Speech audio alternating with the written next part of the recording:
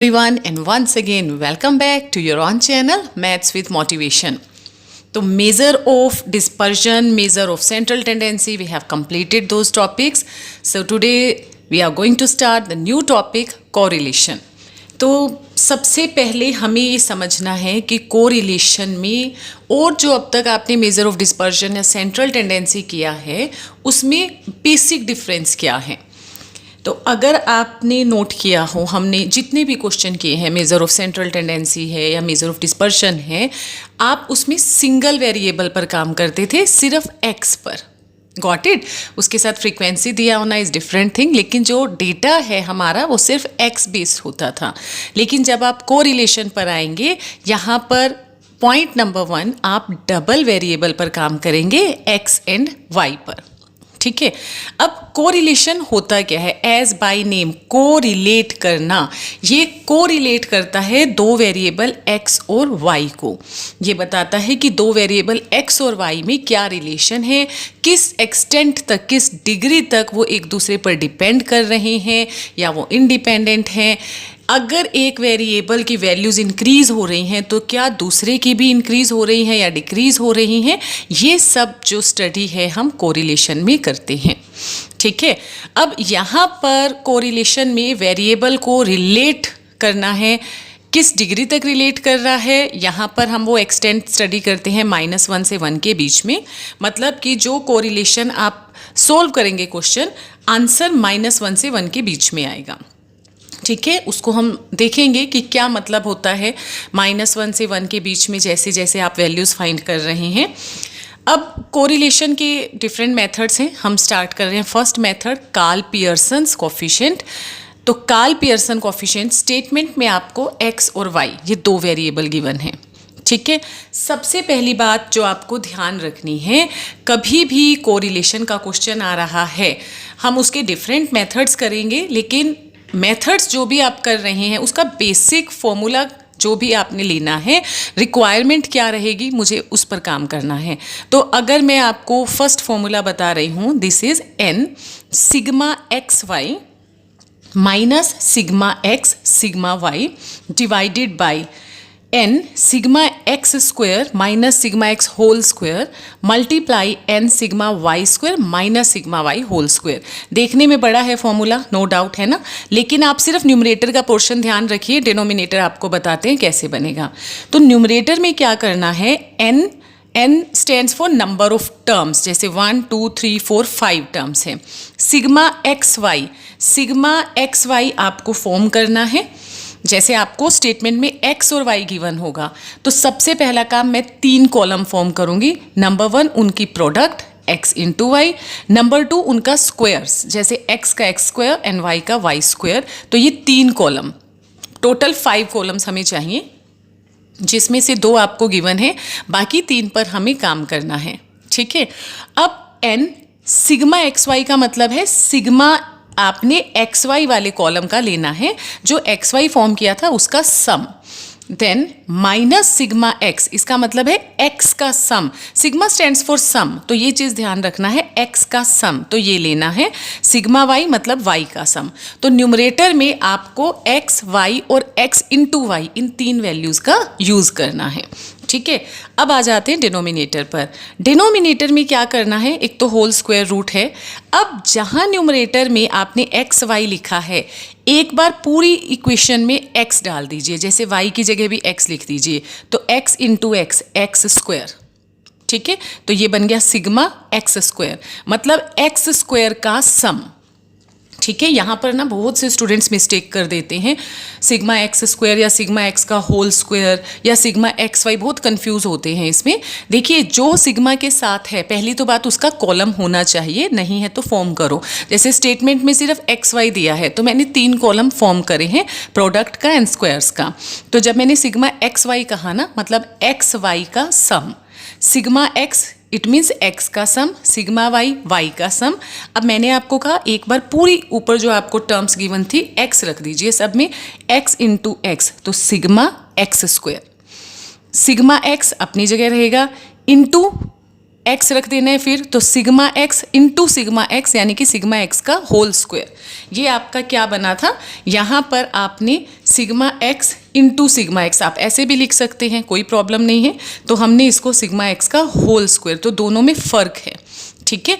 यहाँ पर x square का सम आपने लिखना है, यानी कि ये, और यहाँ पर सिग्मा x का सम रख के उसका स्क्वायर कर देंगे हम बाद में, तो ये दोनों में फ़र्क है। इसी तरह एक बार जो भी ऊपर आपको न्यूमरेटर में टर्म्स गिवन थी, y पुट कर दीजिए, तो y into y sigma y square, यहाँ sigma y into sigma y whole square. सिर्फ एक ये फॉर्मूला ध्यान रख लीजिए, कोरिलेशन का कोई भी क्वेश्चन आता है आप इजीली कर सकते हैं, और इट्स माई रिक्वेस्ट कि आप फॉर्मूला अच्छे से समझ लीजिए, कोई बिग डील नहीं है, ये बहुत इजी है and you have to do this, आप उसको स्किप मत कीजिए, ठीक है। अब देखिए कितना आसान है, हमने 5 कॉलम से 5 सिग्मा फाइंड किए थे, 1 बाय 1 पुट कीजिए। n का मतलब number of terms, sigma xy, तो xy के कॉलम में जाइए, उसका सम 80, सिग्मा x का सम 15, y का सम 30, फिर नीचे n 5, एक्स स्क्वायर पर सिग्मा है, यानी कि एक्स स्क्वायर का सम रखना है 55, सिग्मा एक्स पहले है फिर बाहर होल स्क्वायर है, मतलब एक्स का लीजिए सम जो आपके पास 15 था उसका स्क्वायर, देन एन, अब एक बार y के लिए, तो y स्क्वायर का sum 220 and sigma y that is 30 whole square. Got it. उसके बाद सिंपल कैलकुलेशन है जो आप इजीली कर सकते हैं। अब ये स्क्वायर रूट सेपरेट रखिए या उसको कंबाइन कर दीजिए, डजेंट मैटर, प्रोडक्ट है तो प्रोडक्ट अगर आप a इंटू बी लेते हैं या a b लेते हैं within the square root, that will be same answer. Got it. तो आप देख रहे हैं कि इसका आंसर आ रहा है -0.5, ठीक है। अब -0.5 माइनस इंडिकेट करता है नेगेटिव कोरिलेशन को। अब ये मैं आपको थोड़ा सा आगे बता देती हूँ कि हमारे पास negative, positive, perfect, positive etcetera all क्या है। तो जब आप माइनस पर काम कर रहे हैं, आपको माइनस यानी कि नेगेटिव कोरिलेशन मिला। Let's see what do you mean by negative और पॉजिटिव कोरिलेशन। देखिए अब नेक्स्ट हमारे पास आता है R, जिसको आपने कोरिलेशन के लिए लिया था। कोरिलेशन हम डिनोट करते हैं R x, y, मतलब x और y के बीच में जो रिलेशन है किस एक्सटेंट तक है, किस डिग्री तक है, जो आपका आंसर आता है, it is denoted by R x y। अगर आंसर एग्जैक्ट 1 के इक्वल आता है देन परफेक्ट पॉजिटिव रिलेशन होगा दोनों के बीच में। पॉजिटिव और नेगेटिव क्या है फर्दर आपको बताती हूँ। अगर आंसर -1 आता है then it is perfect negative relation. अगर आंसर 0 आता है देन नो कोरिलेशन, मतलब वो वेरिएबल आपस में रिलेट ही नहीं कर रहे हैं, ठीक है। उसके बाद अगर आंसर 0.75 से 0.99 तक आता है, पॉजिटिव आ रहा है तो हाई डिग्री पॉजिटिव कोरिलेशन, और अगर नेगेटिव रेंज में आ रहा है तो हाई डिग्री नेगेटिव कोरिलेशन, ठीक है। अगर आंसर 0.5 से 0.75 के बीच में आ रहा है then it is moderate degree, और अगर 0 से 0.5 तक आ रहा है, 0.5 से लेस जा रहा है ये, then it is low degree. अभी जो हमने क्वेश्चन किया था उसका आंसर था -0.5, यानी कि इस कैटेगरी में आएगा। इक्वल का साइन दिया है ना ये, तो आप कहेंगे आपका जो कोरिलेशन आया है वो मॉडरेट नेगेटिव कोरिलेशन आया है, ठीक है। तो ये आपको डिग्रीज पता होनी चाहिए आप जब काम कर रहे हैं कोरिलेशन पर, 1, -1, 0, या फिर जो हमने रेंज डिफाइन की है, ठीक है। आप उसको एक लाइन पर भी ड्रॉ करके देख सकते हैं, जैसे 0, 0.5, 0.75, 0.99 एंड एग्जैक्ट 1। इसी तरह -0.5, देन -0.75, -0.99 एंड -1, ठीक है। एग्जैक्ट 0 अगर है देन नो कोरिलेशन। -0.5 से आपने कहा 0.5 तक की रेंज हमने ली, ठीक है। तो 0 से 0.5 तक अगर जा रहे हैं देन लो डिग्री, यानी कि पहली जो कैटेगरी है इसमें अगर आंसर आ रहा है लो डिग्री। अगर आपने 0.75 से यहाँ तक ले लिया है 0.5 तक का, यहाँ पर भी 0.5 से 75 तक का, तो आपका आंसर जो है मॉडरेट में है। और जब 0.75 से इट इज़ 0.99 पर जाएंगे then it will be high degree. और अगर आंसर एग्जैक्ट 1 या -1 आ रहा है देन परफेक्ट पॉजिटिव या फिर परफेक्ट नेगेटिव कोरिलेशन। अब क्वेश्चन आता है कि पॉजिटिव और नेगेटिव कोरिलेशन होता क्या है। देखिए पॉजिटिव कोरिलेशन का सिंपल सा अगर मीनिंग बताऊं तो जो वेरिएबल है ना उनकी सेम डायरेक्शन होनी चाहिए। अब सेम डायरेक्शन का मतलब यहाँ पर ईस्ट वेस्ट से नहीं है, सेम डायरेक्शन का मतलब है इंक्रीजिंग और डिक्रीजिंग ऑर्डर में वो सेम डायरेक्शन में मूव कर रहे हैं। सपोज आपने दो वेरिएबल लिए एक्स और वाई। अब मान लो आपने एक्स वेरिएबल को जो वैल्यूज दिए 5, 7, 9, 15 इंक्रीजिंग ऑर्डर है ना। वाई में 8, 10, 14, 18 ये भी इंक्रीजिंग ऑर्डर है, तो दोनों इंक्रीजिंग ऑर्डर में हैं। अगर इंक्रीजिंग ऑर्डर में है तो आपने कहा कि सेम डायरेक्शन है दोनों की, तो वो पॉजिटिव कोरिलेशन कहलाएगा, ठीक है। या फिर दोनों डिक्रीजिंग में भी हों तब भी कोई प्रॉब्लम नहीं है। आपने जो डेफिनेशन देनी है, if two variables X and Y are such that either both are increasing or both are decreasing, that is change in the value of two variables in the same direction। चाहे decrease कर रहे हैं या increase कर रहे हैं, order same होना चाहिए। ऐसा ना हो कि एक इंक्रीज कर रहा था एक डिक्रीज। चलिए सपोज मैं आपको कुछ स्टूडेंट्स के वेट और हाइट की बात करती हूँ। जैसे जैसे हाइट बढ़ती है ना, मैक्सिमम केसेस में इट हैपन्स हाइट के साथ साथ वेट इंक्रीज हो रहा है। एक्सेप्शनल केसेस को अगर छोड़ दें आप, तो हाइट के साथ साथ वेट भी इंक्रीज हो रहा है, तो हाइट और वेट आप पॉजिटिव कोरिलेशन में लेंगे, ठीक है। अब हम आते हैं नेगेटिव कोरिलेशन में। नेगेटिव का मतलब हुआ जो डायरेक्शन है ना वो अपोजिट होगी। अगर एक इंक्रीज कर रहा है तो दूसरा डिक्रीज करेगा। If one of two variable is increasing and other is decreasing then it is said to be negative correlation, that is variables move in opposite direction। Example से देखें, जैसे ये 5, 7, 9, 15 क्या इंडिकेट कर रहा है? इंक्रीजिंग ऑर्डर है। 18, 14, 10, 8 डिक्रीजिंग ऑर्डर है ना। अब यहाँ पर आप प्राइस और डिमांड समझिए। जैसे जैसे प्राइस बढ़ता जा रहा है तो ऑब्वियस है डिमांड डाउन होती जाएगी। अब गोल्ड का price day by day increase हो रहा है तो डिमांड डाउन हो जाएगी, लेकिन जैसे ही प्राइस डिक्रीज होगा ना डिमांड इंक्रीज हो जाएगी, है ना। तो अपोजिट डायरेक्शन में ये मूव कर रहा है। ऐसा अगर आपको रिलेशन मिल रहा है दो वेरिएबल के बीच में, then it is said to be negative correlation. Got it. चलिए अब आपको कार्ल पियर्सन का ही दूसरा मेथड बताते हैं। इफ़ यू रिमेंबर, हमने फर्स्ट जो फॉर्मूला किया था दैट वाज एन, आपको कहा था प्रोडक्ट, फिर दोनों पर सेपरेट सिग्मा, ठीक है, divided by N.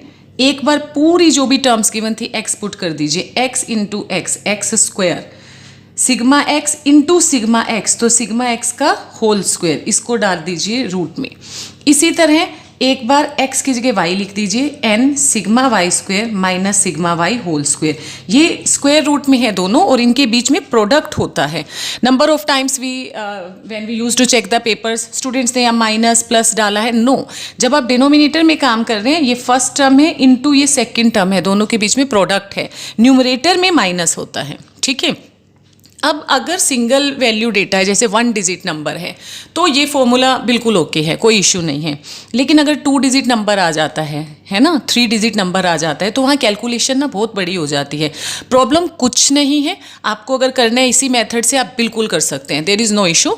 If you are confident कि आप जो है कैलकुलेशन मिस्टेक नहीं करेंगे स्क्वायर में, चाहे आप कैलकुलेटर से भी कर रहे हैं, इवन देन वो कैलकुलेशन 2-3 डिजिट्स की जो है बहुत लेंथी हो जाती है। अगर हम उस कैलकुलेशन को छोटा करना चाहें, है ना, तो 2 डिजिट के केस में क्या कर सकते हैं, आप डेविएशन मेथड यूज़ कर सकते हैं। अब उसके लिए हमें क्या करना है, x और y दोनों में से कोई एक एक ऐसी टर्म ले लीजिए जिससे आपको लगे कि ऑल ओवर जो टर्म्स हैं उनका डिफरेंस लेने पर वो काफ़ी स्मॉल हो जाती हैं। जैसे मैंने यहाँ पर x में से सिलेक्ट कर लिया a को 23, b को मैंने ले लिया 20। कई बार एग्जाम में गिवन होता है, आपको ना स्टेटमेंट अच्छे से पढ़नी है। स्टेटमेंट में कई बार गिवन होता है टेक द डेविएशन फ्रॉम, तो ए और बी गिवन होता है। या कई बार लिखा होता है take the deviation from mean, तो उसमें पहले आपको मीन फाइंड करना है। और अगर कुछ नहीं मेंशन है, आपको लग रहा है 2 डिजिट डेटा है, भाई मुझे डेविएशन मेथड यूज़ करना है, again I am saying it's your choice, आप इस मेथड से कीजिए या इससे, सेम है। अगर आपको लग रहा है कि नहीं कैलकुलेशन मुझे छोटी करनी है, तो आप डेविएशन पर काम कीजिए। ए और बी सिलेक्ट करने के बाद नेक्स्ट काम जो आप करने जा रहे हैं, एक्स वाई, इसकी जगह हम डी एक्स डी वाई लिखेंगे, मतलब डेविएशन एक्स डेविएशन वाई। अब आपको 3 कॉलम फॉर्म करने होते थे। एक करना होता था एक्स इंटू वाई, एक एक्स स्क्वायर एक वाई स्क्वायर, यही बताया था ना आपको, x into y x square y square, ये 3 फॉर्म करने होते थे और एक्स और वाई आपको दिया है। यहाँ पर भी वही काम है, लेकिन एक्स वाई का रोल खत्म हो जाएगा। जहाँ जहाँ एक्स वाई था वहाँ डी एक्स डी वाई, और कुछ नया नहीं करना, बहुत इजी है। जहाँ जहाँ एक्स वाई था ना, ये डी एक्स वाई, बस इसके साथ डी लगाते जाना, ठीक है, ये हो गया है। Got it. अब क्या करना है आपने, जो डेविएशन लेना है, ए और बी आपने सिलेक्ट किया, 23 यानी कि x माइनस ए, 20 minus 23 minus 3, 21 minus 23 minus 2 minus 1, x की जितनी वैल्यूज़ हैं सब में a से आपने डिफरेंस ले लिया। जरूरी नहीं है कि हर बार ऐसा मिले डेटा, आपको कुछ भी आ सकते हैं, बस जो वैल्यूज़ आपको गिवन थी ना वो स्मॉल हो जाएंगी, डेटा स्मॉल हो जाता है, ठीक है। वो तो बाई चांस इस क्वेश्चन में ऐसा बन रहा है, इट्स नॉट ऑलवेज नेसेसरी। इसी तरह y, b मैंने 20 लिया तो x यहाँ पर sorry it is y minus बी, 17 minus 20, 18 minus 20, 19 minus 20, 20 minus 20, like this. अब इसका रोल खत्म, आपके लिए स्टेटमेंट जो थी, अब इसका रोल खत्म। अब कौन से 5 कॉलम चाहिए, डी एक्स डी वाई मिल चुका है, एक बार दोनों की प्रोडक्ट लेनी है और एक बार दोनों का स्क्वायर लेना है। तो जब मैं स्क्वायर ले रही हूँ, यानी कि डी एक्स वाली टर्म का स्क्वायर, तो मैंने लिखा डी स्क्वायर एक्स की, डी एक्स जो था ना डी एक्स, उसका स्क्वायर ले दिया हमने, तो यहाँ पर डी स्क्वायर एक्स है, ठीक है, ये ध्यान रखिएगा। तो 3 3 ज़ा 9, 2 2 ज़ा 4, 1 1 ज़ा एंड ऑल। सिमिलरली y का स्क्वायर और एक बार दोनों की प्रोडक्ट, इन 5 कॉलम्स का आपने सम लेना है। अब आप कहेंगे कि फॉर्मूला तो नया याद करना पड़ेगा, बिल्कुल नहीं, जो पुराना फॉर्मूला आपने पढ़ा था वही है, सिर्फ नोटेशन एक्स वाई की जगह मैंने आपको क्या कहा है, साथ में डी डी डी लगाते जाइए, डी एक्स डी वाई यानी कि प्रोडक्ट था। अब यही सिग्मा दोनों पर सेपरेट कर दीजिए, डी एक्स पर अलग डी वाई पर अलग। तो डी एक्स डी वाई का मतलब जो प्रोडक्ट वाला आपने कॉलम लिया था उसका सम 28। इसी तरह सिग्मा डी एक्स का सम तो 0 आ रहा है, सिग्मा डी वाई का भी 0 आ रहा है। बाकी वैल्यूज आप पुट करके देख सकते हैं, यहाँ पर आंसर इज इक्वल टू 1। और आपने अभी स्टडी किया, अगर 1 है इसका मतलब क्या है, perfect positive correlation. Got it. तो कोरिलेशन में अभी हमने कार्ल पियर्सन किया है। कार्ल पियर्सन के आपको 2 मेथड्स बता दिए हैं, एक डायरेक्ट जो आप सिंगल डिजिट 1 डिजिट के लिए यूज़ कर सकते हैं, डबल डिजिट के लिए आपकी चॉइस है, आप ये भी रख सकते हैं। और अगर कैलकुलेशन को स्मॉल करना है तो इसका रोल ख़त्म करके डी एक्स और डी वाई आपको लेना है, that is deviation from x and Y.